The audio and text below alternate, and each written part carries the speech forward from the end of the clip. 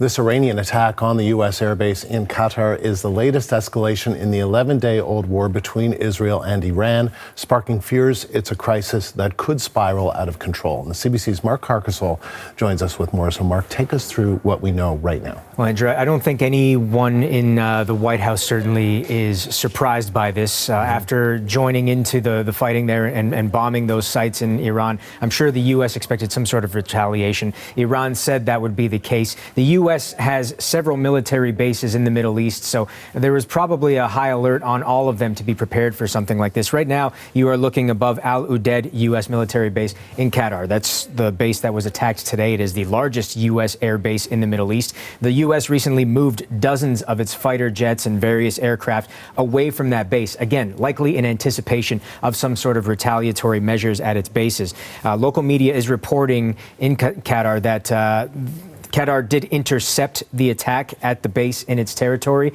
There are no reports of casualties at this time coming from Qatar government authorities, whether we're talking about civilians or on the U.S. base. There are some reports of potential attacks in other parts of the region as well, but none of those are confirmed. Now, the U.S., as mentioned, has dozens of bases across the Middle East, outposts, other positions where there are U.S. citizens and U.S. staff held. They are on high alert, and many non-essential staff have been told to avoid those places. But places like Iraq, Kuwait, Qatar, Oman, United Arab Emirates, Bahrain, Saudi Arabia all house U.S. properties, U.S. bases, and all of those people will be on high alert. It's up for debate just how many sort of mid-range missiles are left in Iran's arsenal. The U.S. seems to speculate that they've depleted them all in attacking Israel, but several short-range missiles could hit many of those bases, and that is the worry here. And while they do have these air defenses to repel these attacks, because they're closer to Iran, there would be shorter notice, and that is the concern.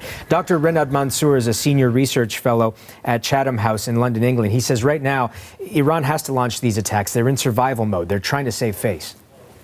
Iran is feeling isolated already. It's been hit both through its allied networks, through the axis of resistance over the last year, but now directly by Israel and the U.S.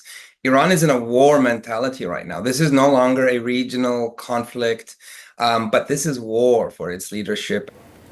Qatar is condemning the attacks. It is calling for de-escalation through dialogue, but it's also publicly espousing its right to retaliate under international law. Now, there are reports as well that Iran warned Qatar before the attack, and they say that these bases they attacked do not exist in parts where people are living, and they're hoping to, I guess, tamp down the amount of damage done. And we should just note a U.S. military official is telling Reuters that no Iranian attack was recorded at any U.S. base other than the one that you've been talking about in Qatar.